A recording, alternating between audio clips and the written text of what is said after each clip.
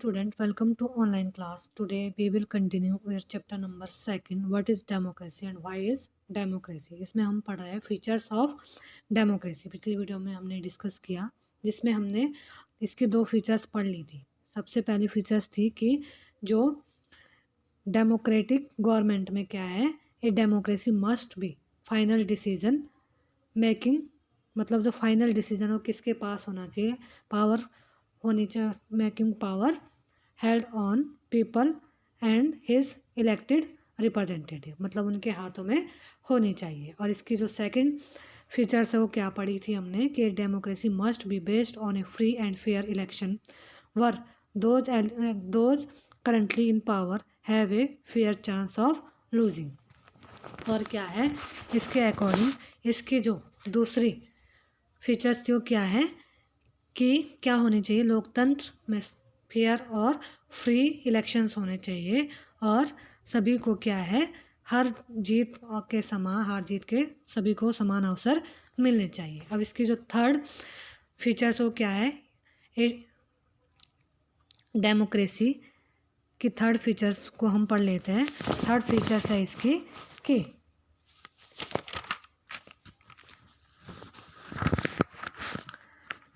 democracy is based on a fundamental principle of political equality that gave us the third features of democracy. कि क्या है,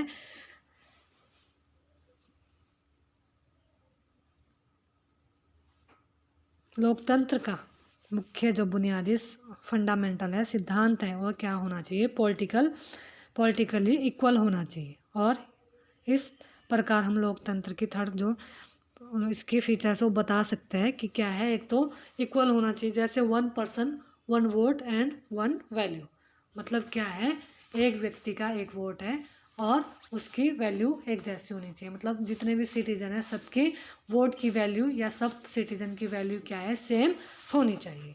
ठीक है. जैसे अब थर्ड फीचर्स क्या है, in a democracy each adult citizen must have 1 vote and each vote must have 1 value. मतलब क्या है, लोकतंत्र में हर जो वयस्क है, जो एडल्ट सिटीजन है, नागरिक का एक वोट तथा हर वोट का एक समान मूल्य होना चाहिए, चाहे वह सिटीजन किसी भी ग्रुप से रिलेटिव हो. उसके जो वोट की वैल्यू है वह है एक जैसी, सबके वोट की वैल्यू एक जैसी होनी चाहिए. ठीक है. अब नेक्स्ट जो फीचर्स है वो है हमारी इसमें क्या था, rule of law and respect for rights. मतलब क्या है कि कानून का राज और अधिकारों का आदर. जो डेमोक्रेसी गवर्नमेंट में क्या होना चाहिए, कानूनों का राज होना चाहिए और राइट्स है, जितने भी ह्यूमन बींग्स के राइट्स है उनकी क्या होनी चाहिए, रिस्पेक्ट्स होनी चाहिए, आदर उन पे वहाँ पे होना चाहिए. ठीक है. तभी एक स्वतंत्र नेतृत्व जिसने देश के स्वतंत्रता संग्राम का नेतृत्व किया है, जिम्बाब्वे के अल्पसंख्यक. ठीक है. जानू पीएफ दल की ही जीत होती है और राष्ट्रपति मुगाबे बहुत लोकप्रिय है, पर वह चुनाव में गलत तरीके का यूज़ करते हैं और आज़ादी के बाद भी उनकी गवर्नमेंट ने कॉन्स्टिट्यूशन के में अनेक जो अमेंडमेंट करके राष्ट्रपति के राइट्स जो है या उनकी जो पावर्स है उसमें क्या क्या है, उन्होंने वृद्धि की है. ठीक है.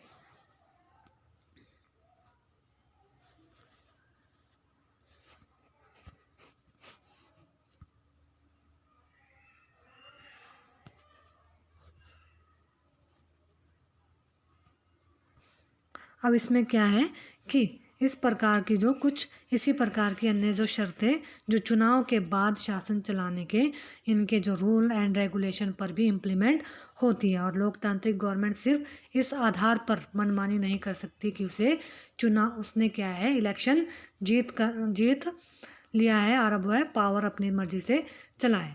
उनकी कुछ बुनियादी नियमों का भी सख्ती से उनको पालन करना पड़ता है. विशेषकर उसे क्या है, जो एसटी है या एससी है, दी गई कुछ गारंटियों का क्या रिस्पेक्ट करनी होती है और कुछ प्रमुख जो उनके अहम जो फैसले लेने से पहले थोड़ा सा उस पर सोच विचार कर लेना चाहिए. अब यह सिर्फ जनता के प्रति उत्तरदायी नहीं है, बल्कि दूसरे स्वतंत्र अधिकारियों को भी उन्हें जवाब देना पड़ता है। इसके बारे में हम चैप्टर नंबर 5 में डिटेल में पढ़ेंगे। अब अगली जो फीचर्स है हमारी, फोर्थ फीचर्स, वो क्या है कि a democratic government rules within limit set by constitutional law and citizen right. मतलब जो एक लोकतांत्रिक गवर्नमेंट नागरिक अधिकारों और संवैधानिक कानूनों द्वारा खींची लक्ष्मण रेखाओं, मतलब जो कॉन्स्टिट्यूशन और नागरिक अधिकारों के द्वारा कानून बनाए गए हैं, इसके बाहर, लोकतांत्रिक गवर्नमेंट के बाहर उसकी एक लक्ष्मण रेखा होनी चाहिए, चलकर काम नहीं कर सके। इसके बाद हमारी जो नेक्स्ट फीचर्स है वो है, इसमें 4 इम्पोर्टेंट फीचर्स बताई गई है, ठीक है। इसके बाद क्या है, जो समरी डेफिनेशन, मतलब परिभाषाओं का सारांश क्या है। Let us sum up the decision so far we wanted with a simple definition that democracy is a form of government in which the rulers are elected by the people। शुरू किया था कि लोकतंत्र गवर्नमेंट की एक ऐसा रूप है जिसमें शासकों का चुनाव जनता के द्वारा किया जाता है। We found that this definition was not adequate unless we explain some of the key words used in it. Through a series of examples, we worked out 4 features from democracy as a form of government. Accordingly, democracy is a form of government in which, मतलब क्या है, इसके बाद हमने क्या किया कि प्रमुख शब्दों के यूज से हमने इसकी फीचर्स पर्याप्त की और चर्चा भी की। इसके अकॉर्डिंग क्या है, लोकतंत्र शासन का एक ऐसा रूप है जिसमें क्या होता है, ruler select by the people take all the major decision. लोगों द्वारा निर्वाचित प्रतिनिधि क्या है, सारे मेजर डिसीजन लेते हैं। Election offer a choice and fair opportunity to the people to change the current rulers. और चुनाव से लोगों का क्या है, निष्पक्ष लोगों को ऑफर मिलता है, चॉइस अपॉर्चुनिटी मिलती है और इतने विकल्प उपलब्ध हो जाते हैं कि वह चाहे तो राज कर रहे शासक को चेंज भी कर सकते हैं, ठीक है। This choice and opportunity is available to all the people on an equal basis। और क्या है, सभी लोगों को यह जो अपॉर्चुनिटी हो एक समान बेस पर उपलब्ध कराई जाती है। And the exercise of this choice lead to government limit by basic rule of the constitutional and citizen right. और इस प्रकार चुनी गई जो गवर्नमेंट है, बनाए गए कानून और नागरिक अधिकारों के दायरे में मानते हुए क्या है, अपना वर्क करती है। इसके बाद हमारा अगला जो टॉपिक है, इसी में वाई डेमोक्रेसी, अब कि लोकतंत्र ही क्यों, लोकतंत्र ही क्यों। An argument broke out in madam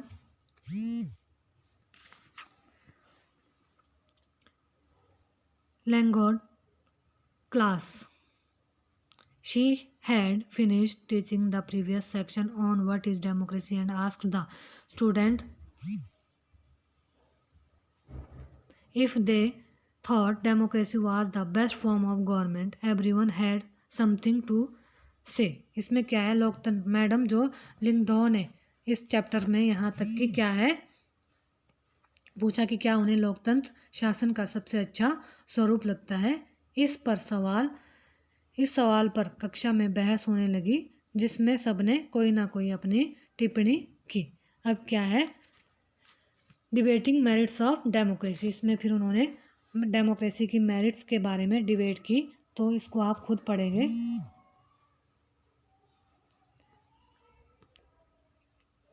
अब है नेक्स्ट है आर्ग्यूमेंट अगेंस्ट डेमोक्रेसी, कि लोकतंत्र के खिलाफ तर्क, आर्ग्यूमेंट जो हुई।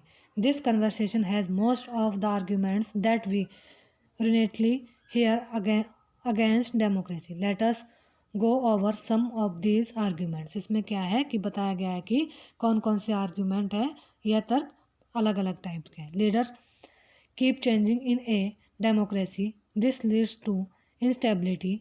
Democracy is all about political competition and power play, there is no scope of morality, so many people have to be consulted in a democracy that it leads to delay। Elected leaders do not know the best interest of the people, it leads to bad decision. Democracy leads to corruption for it is based on electoral competition. Ordinary people don't know what is good for them. They should not decide anything. इसमें क्या क्या बताया गया है कि लोकतंत्र में नेता बदलने की क्या है अस्थिरता पैदा होती है। लोकतंत्र का सीधा मीनिंग सिर्फ राजनीतिक लड़ाई या पावर का खेल है और लोकतंत्र में नैतिकता का कोई स्थान नहीं है। इस प्रकार की जो डिस्कशन इसमें हुई और आम जनता को पता नहीं होता कि क्या काम अच्छा है और क्या काम इसमें करप्टेड हो रहा है।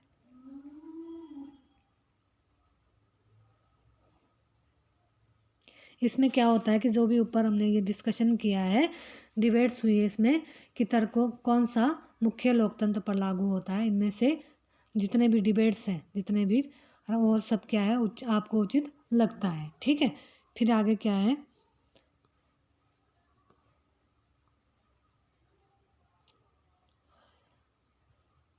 these arguments show that democracy of the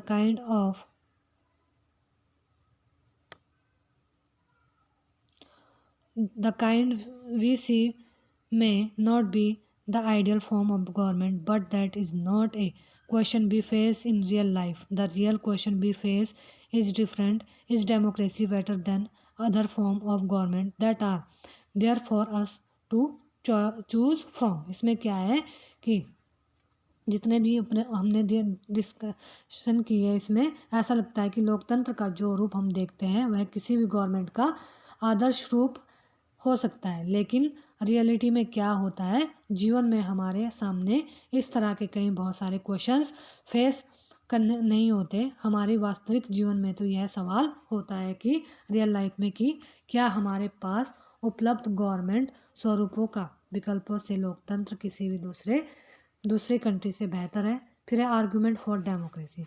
अब इसमें आर्गूमेंट हुई डेमोक्रेसी के लिए जो आर्गूमेंट्स हुई,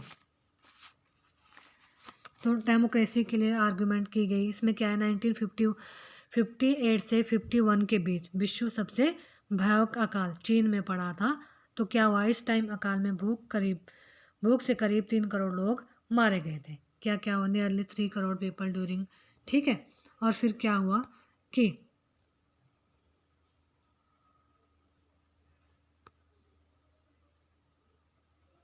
A democratic government is a better government because it is a more countable form of government. इसमें क्या है लोकतांत्रिक शासन प्रणाली दूसरों से बेहतर है क्योंकि शासन का अधिक जवाबदेही वाला स्वरूप यही होता है, यही शासन को अधिक जवाब देते हैं। ठीक है, दस democracy improves the quality of decision making. और इसमें क्या है जो अपने डिसीजन फैसले लेने की संभावना को बढ़ाता है और क्या करता है कि third arguments democracy provides a method to deal with difference and conflicts. और यह क्या करता है लोकतंत्र मतभेदों और टकराव को संभालने का तरीका जो हमें डिफरेंस कन्फ्लिक्ट प्रोवाइड करवाता है। Democracy enhance the dignity of citizen. और क्या होता है लोकतंत्र नागरिकों की समानता को क्या है बढ़ावा देता है। Finally democracy is better than other argument because it allows us to correct its own mistake. और यह क्या है आखिर में यह तर्क है कि लोकतांत्रिक व्यवस्था दूसरों से बेहतर है क्योंकि इसमें अपनी अपनी गलती सुधारने का अच्छा अवसर उनको दिया जाता है। अब इसमें हमारा जो लास्ट पॉइंट है उसको डिस्कस करेंगे कि बॉर्डर मीनिंग ऑफ डेमोक्रेसी कि वो डेमोक्रेसी का बॉर्डर मीनिंग क्या है। ठीक है, in this chapter we have considered the meaning of democracy in a limited and descriptive sense. We have understood democracy as a form of government. This way of defining democracy helps us to identify a clear set of minimal features that a democracy must have. The most common form that democracy takes in our times is that of a representative democracy. You have already read about this in the previous classes. In the countries we call democracy, all the people do not rule. A majority is allowed to take decision on behalf of all the people. Even the majority does not rule directly. The majority of people rule through their elect representative. This become necessary because इसमें क्या है कि जैसा हमने पढ़ा कि लोकतंत्र समिति और विवरणात्मक शैली के रूप में पढ़ा है, और हमने लोकतंत्र जो डेमोक्रेसी के शासन के एक स्वरूप के तौर में पढ़ा। लोकतंत्र इस प्रकार की व्याख्या से हमें उनके गुणों विशेषताओं की पहचान होती है। इसमें क्या क्या है, बहुमत का शासन भी चुने हुए जो रिप्रेजेंटेटिव के माध्यम से चलता है, यह जरूरी हो जाता है क्योंकि modern democracies involve such a large number of people that it is physically impossible for them to sit together and take a collective decision. आधुनिक लोकतांत्रिक शासन प्रणाली में इतने अधिक लोग भागीदारी लेते हैं कि किसी बात के लिए सबको साथ बैठकर निर्णय लेना असंभव हो सकता है। और अगर क्या है, even if they could, the citizen does not have the time, the desire or the skill to take part in all of the decision. और इसमें अगर यह संभव हो तब भी प्रत्येक नागरिक के पास हर फैसले में भाग लेने का टाइम, योग्यता और कौशल नहीं होता। यह सब इसमें हमने पढ़ा। तो ये था हमारा chapter number 2, what is democracy and why democracy.